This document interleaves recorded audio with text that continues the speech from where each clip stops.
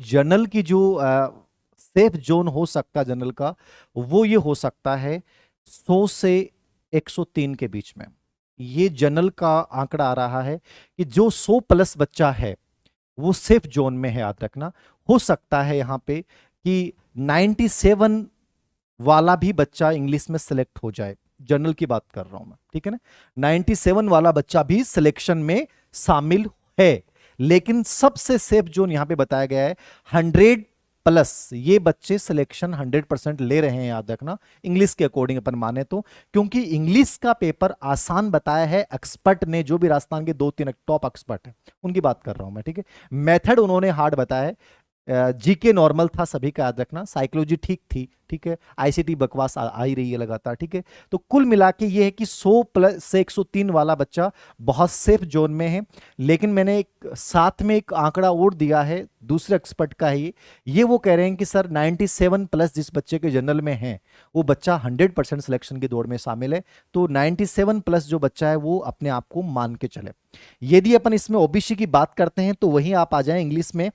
तो इंग्लिश में अपन मान के चल सकते हैं 95, ठीक है ना। 95 प्लस जो बच्चा है या 98 के बीच में है वो सब सिलेक्शन की दौड़ में शामिल है। 95 से 98, 100 प्लस है वो तो 100% है ही। अपने मान के चले 95 प्लस 98 जो है वो ओबीसी में भी सिलेक्शन की दौड़ में माना गया है इंग्लिश में। और एमबीसी में बड़ा डिफरेंस आ जाएगा, इंग्लिश की बात कर रहा हूं, याद रखना। इनके हो सकता है 82 से लेकर, ठीक है ना, 82 से लेकर, ठीक है, और 89 के बीच में जो है ये रह सकता है, याद रखना। यानी 82 प्लस जिसके एमबीसी में सही है इंग्लिश में वो सिलेक्शन की दौड़ में शामिल है, ठीक है। ईडब्ल्यूएस में अपन ये मान के चल सकते हैं 88 से 90 के बीच में या 92 के बीच में जो है वो अपन मान सकते हैं ईडब्ल्यूएस में इंग्लिश के अंतर्गत।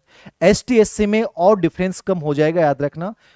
जो हमारे पास आया है, हाँ, 78 तक बच्चे बता रहे हैं, 78 क्वेश्चन से लेकर, और 82 के बीच में मेरिट रह सकती है, इससे डाउन भी रह सकती है एसटीएस से। और सबसे बड़ी बात ये होगी, ये 78 से 82 के बीच में जिसके पर्सन सही हो रहे हैं वो सब सिलेक्शन की दौड़ में शामिल बताए जा रहे हैं।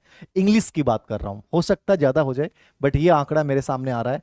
और सबसे बड़ी चीज इसमें जो विडो हैं और जो परित्यक्ता हैं उनकी मेरिट में और बड़ा अंतर हो सकता है, याद रखना।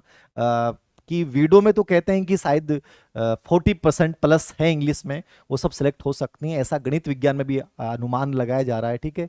बाकी जो परित्यक्ता हैं उनकी मेरिट भी इसमें डाउन ही रहेगी, याद रखना। ये मान सकते हैं अपन 78 प्लस 78 के आसपास जिसके क्वेश्चन बैठ रहे हैं वो लड़कियां सब सिलेक्ट हो जानी चाहिए, याद रखना इसमें, ठीक है। तो अपन ये मान के चलें इंग्लिश में कि 95 प्लस जो बच्चा है वो सब सिलेक्शन की दौड़ में, स्पेशली ओबीसी और जनरल की अपन बात करें इंग्लिश के अकॉर्डिंग। ये